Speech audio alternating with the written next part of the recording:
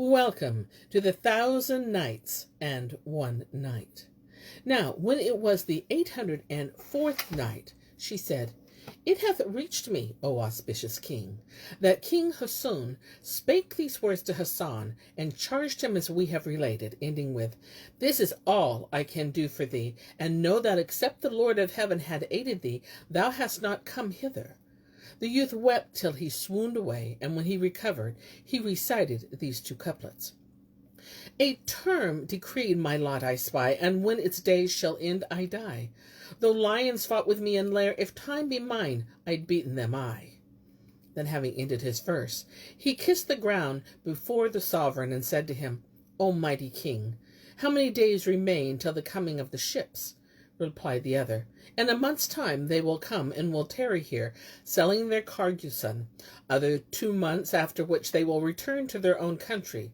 So hope not to set out save after 3 whole months. Then the king bade him return to the house of hospitality, and bade supply him with all that he needed of meat and drink and raiment fit for kings.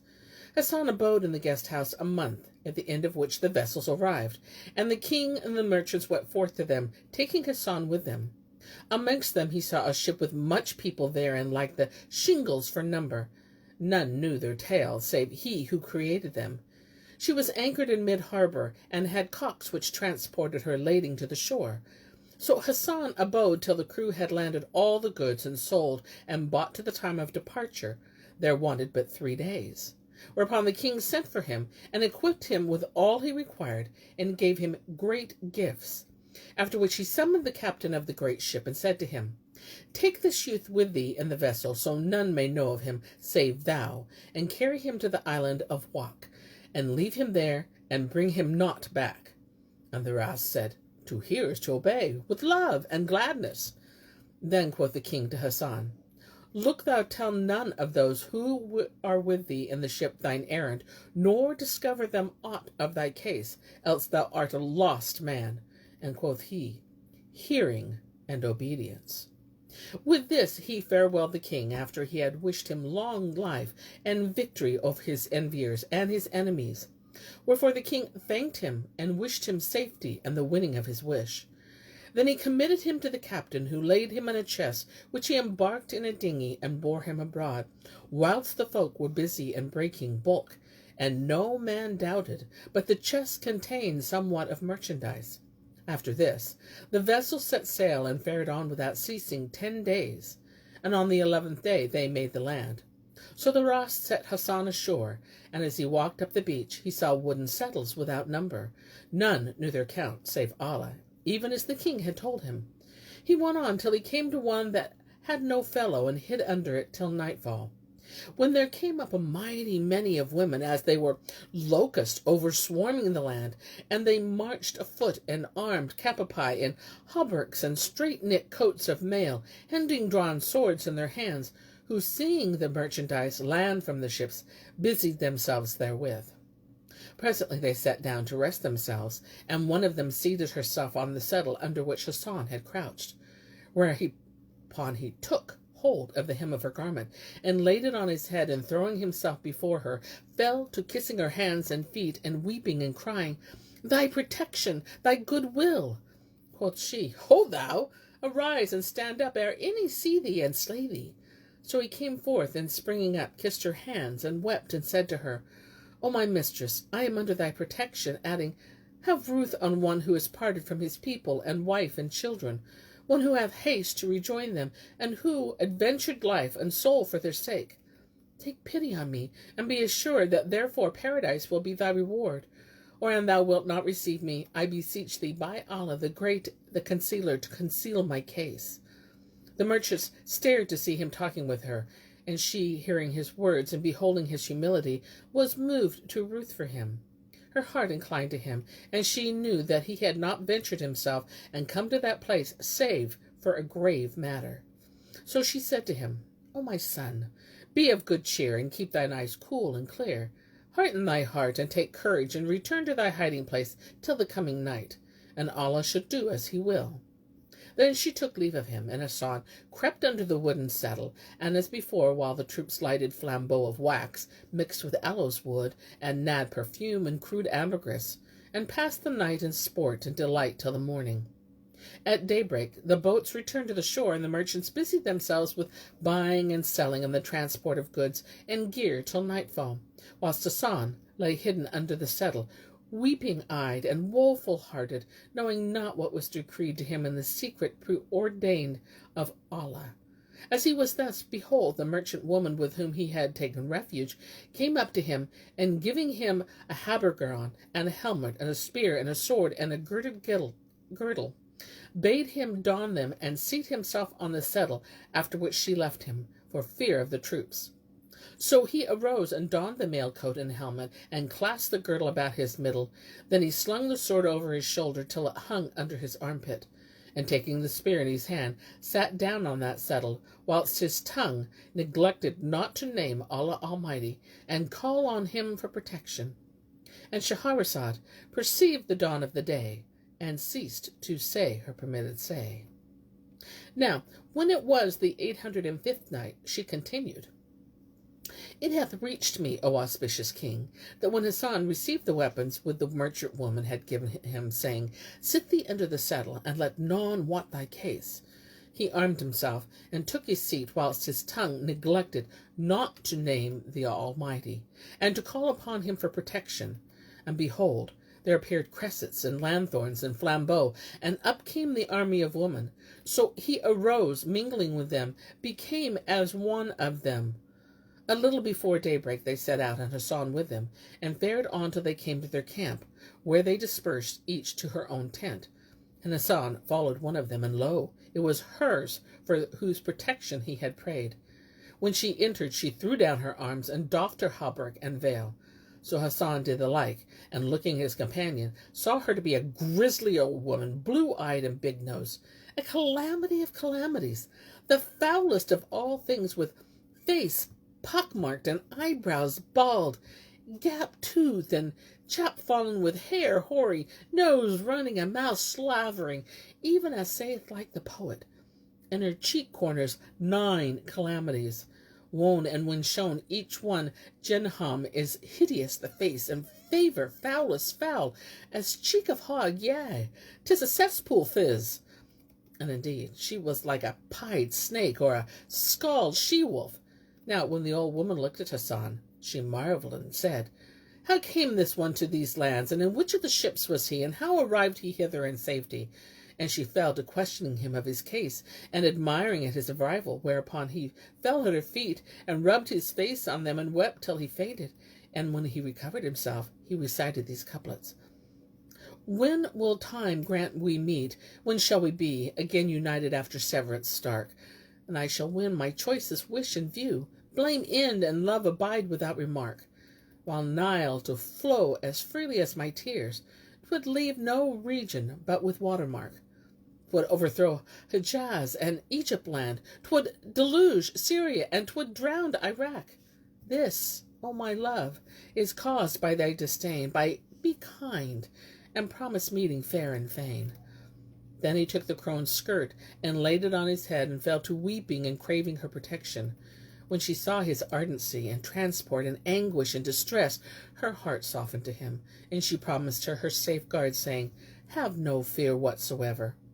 Then she questioned him of his case, and he told her the manner of his coming thither, and all that had befallen him from beginning to end, whereat she marvelled and said, This that hath betided thee, methinks never betided any save thyself, and except thou hast been vouchsafed the especial protection of Allah, thou hast not been saved. But now, O my son, take comfort, and be of good courage. Thou hast nothing more to fear, for indeed thou hast won thy wish and attained thy desire, if it please the Most High. Thereat Hassan rejoiced with joy exceeding, and she sent to summon the captain of the army to her presence. And it was the last day of the month. So they presented themselves, and the old woman said to them, Go out and proclaim to all the troops that they come forth tomorrow at daybreak, and let none tarry behind, for whoso tarrieth shall be slain. They replied, We hear and we obey.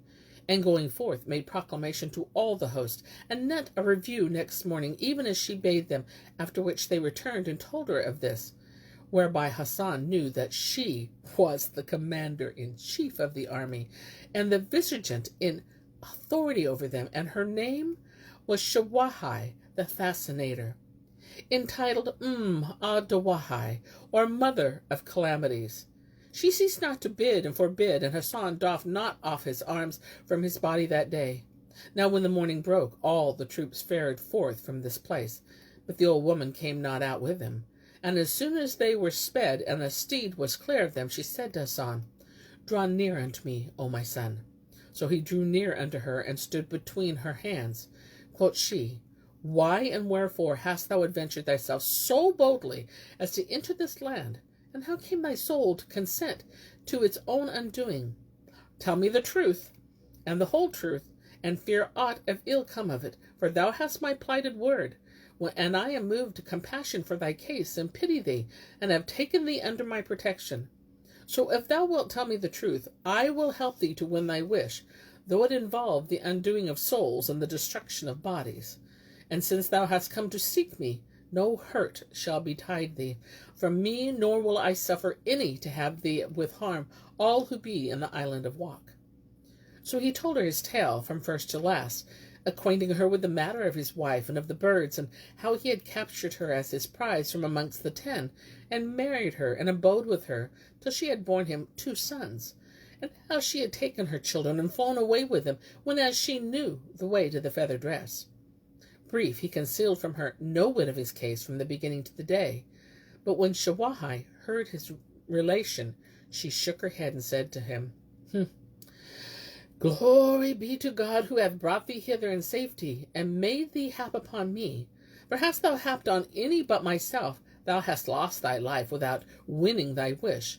But the truth of thine intent and thy fond affection, and the excess of thy love-longing for thy wife, and yearning for thy children, these it was that hath brought thee to the attainment of thine alm. Didst thou not love her, and love her to distraction? Thou hast not thus imperiled thyself, and alhamdulillah, praise be Allah for thy safety.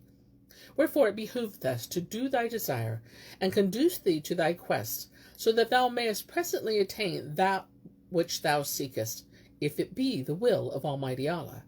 But know, O my son, that thy wife is not here, but in the 7th of the islands of Wak, and between us it is 7 months' journey, night and day. From here we go to an island called the Land of Birds, wherein for the loud crying of the birds and the flapping of their wings, one cannot hear another one speak. And Shahrazad perceived the dawn of the day, and ceased to say her permitted say. Now, when it was the 806th night, she pursued, It hath reached me, O auspicious king, that the old woman said to Hassan, Indeed, thy wife is in the 7th island, the greatest among the islands of Wak, and betwixt us and it is a 7 months' journey. From here we fare for the Land of Birds, whereon for the force of their flying and the flapping of their wings we cannot hear one another speak. Over that country we journey night and day 11 days, after which we come forth of it to another land called the Land of Pharaohs, where for the stress of roaring of lions and howling of wolves and laughing of hyenas and the crying of other beasts of prey we shall hear not, and therein we travel 20 days' journey. Then we issue therefrom and come to the 3rd country called the Land of the Jann, where for the stress of the crying of the jinn, and the flaming of the fires, and the flight of sparks, and the smoke from their mouths, and the noise of their groaning, and their arrogance in blocking up the road before us, our ears will be deafened, and our eyes blinded, so that we shall neither hear nor see, nor dare any look behind him, or he perisheth. But there horseman boweth head on saddle-bow, and raise it not for 3 days. After this, we abut upon a mighty mountain and a running river contiguous with the Isles of Wak, which are 7 in number, and the extent whereof is a whole year's journey for a well-girt horseman. And thou must know, O my son, that these troops are all virgin girls, and that the ruler over us is a woman of the archipelago of Wak. On the bank of the river aforesaid is another mountain called Mount Walk, and it is thus named by reason of a tree which beareth fruit, like the heads of the sons of Adam. When the sun rises on them, and the heads cry out, saying in their cries, Walk, walk, glory be to the creating King, Al Kalak. And when we hear their crying, we know that the sun is risen. In like manner at sundown, the heads set up the same cry, Walk, walk, glory be to Al Kalak. And so we know that the sun hath set. No man may abide with us, or reach to us, or tread our earth, and betwixt us and the abiding place of the Queen, who ruleth over us, is a month's journey from this shore, and all the lieges whereof are under her hand, as also are the tribes of the Jinn, Marids, and Satans, while of the warlocks none kenneth the number save he who created them. Wherefore, and thou be afraid, I will send with thee one who will convey thee to the coast, and there bring one who will embark thee on board a ship that bear thee to thine own land. But an thou be content to tarry with us, I will not forbid thee, and thou shalt be with me in mine eyes, till thou win thy wish, Inshallah. Quoth he, O my lady, I will never quit thee till I foregather with my wife, or lose my life. And quoth she, This is a light matter, be of good heart, for soon shalt thou come to thy desire, Allah willing, and there is no help, but that I let the Queen know of thee, that she may help thee to attain thy aim. Hassan blessed her, and kissed her head and hands, thanking her for her good deed, and exceeding kindness and firm will. Then he set out with her, pondering the issue of his case, and the horrors of his strangerhood. Wherefore he fell a-weeping and a-wailing, and reciting these couplets. A zephyr bloweth from the lover's sight, and thou canst view me in the saddest plight. The night of union is an brilliant morn, and black the severance day is the blackest night. Farewell, friend, is sorrow sorest sore, parting from lovers merest undelight. I will not blame her harshness save to her, and mid mankind nor friend nor fear I sight. How can I be consoled for loss of you? Base censor's blame shall not console my sprite. O thou in charms unique, unique my love, O peerless thou, my heart hath peerless might, who make a semblance that he loveth you, and dreadeth blame is most blameworthy wight. Then the old woman bade beat the kettle drums for departure, and the army set out. Hassan fared with her, drowned in the sea of solicitude, and reciting verses like those above, while she strave to comfort him, and exhorted him to be patient. And he awoke not from his tristesse, and heeded not her exhortations. They journeyed thus till they came to the boundaries of the land of the birds, and when they entered it, it seemed to Hassan as if the world had turned topsy-turvy for the exceeding of clamor. His head ached, and his mind was dazed, his eyes were blinded, and his ears deafened, and he feared with exceeding fear, and made certain of death, saying to himself, If this be the land of birds, how will be the land of beasts? But when the crone hight Shawai saw him in this plight, she laughed at him, saying, O my son, if this be thy case in the first island, how will it fare with thee when thou comest to the others? So he prayed to Allah, and humbled himself before the Lord, beseeching him to assist him against the wherewith he had afflicted him, and bring him to his wishes. And they ceased not going till they passed out of the land of the birds, and traversing the land of beasts, came to the land of the Jann, which, when Hassan saw, he was sore affrighted, and repented him of having entered it with them. But he sought aid of Allah the Most High, and fared on with them, till they were quit of the land of the Jann, and came to the river, and set down their loads at the foot of a vast mountain, and a lofty, and pitched their tents by the stream bank. Then they rested, and ate, and drank, and slept in security, for they were come to their own country. On the morrow, the old woman set Hassan a couch of alabaster, inlaid with pearls and jewels and nuggets of red gold, by the riverside, and he sat down thereon, having first bound his face with a chin-kerchief that discovered naught of him but his eyes. Then she bade proclaim among the troops that they should all assemble before her tent, and put off their clothes, and go down into the stream and wash. And this she did, that she might parade before him all the girls, so haply his wife should be amongst them, and he would know her. So the whole army mustered before him, and putting off their clothes, went down into the stream. And Hassan, seated on his couch, watched them washing their white skins, and frolicking and making merry, whilst they took no heed of his inspecting them, deeming him to be the daughter of the kings.